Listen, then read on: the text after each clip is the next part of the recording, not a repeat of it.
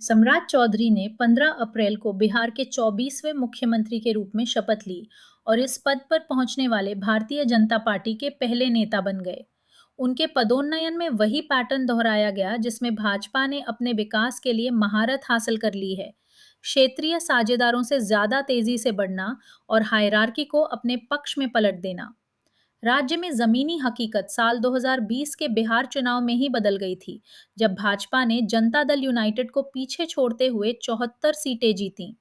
जदयू अप्रत्याशित रूप से विधानसभा की 243 सीटों में से केवल 43 पर सिमट गया।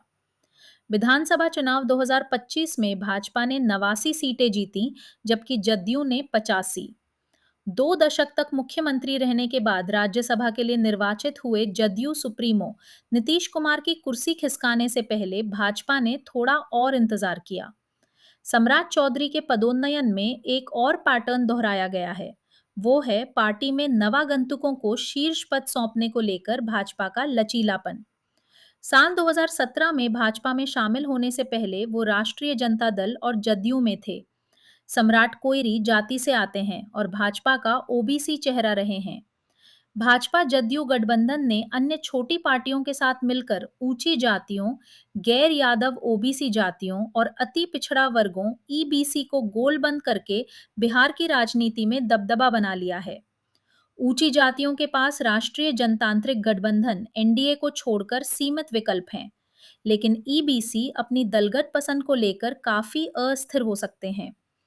जदयू को संख्या बल में पछाड़ने के बाद भी भाजपा ने 6 साल इंतजार किया, जो सिर्फ इस डर से किया गया कि नीतीश पर भरोसा करने वाले ईबीसी वोटर कहीं क्षुब्ध न हो जाएं। मुख्यमंत्री के रूप में सम्राट चौधरी की नियुक्ति ओबीसी ईबीसी आधार में घुसने की भाजपा की सीधी कोशिश है, जो अब तक नीतीश के जरिए उनसे बातचीत किया करती थी। ये बदलाव भाजपा और जदयू के भीतर नए सामाजिक समीकरणों के दरवाजे खोल सकता है। अब जब नीतीश नेतृत्वकारी भूमिका में नहीं है, खुद जदयू का भाग्य अनिश्चित है।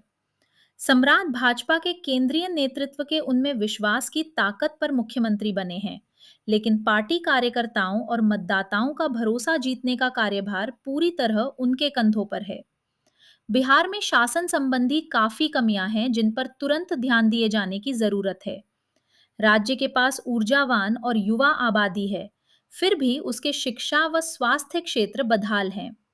राज्य ने हाल के वर्षों में जो थोड़ा बहुत हासिल किया है, उसे आगे ले जाने के लिए सम्राट को दृष्टि और प्रतिबद्धता का परिचय देना होगा।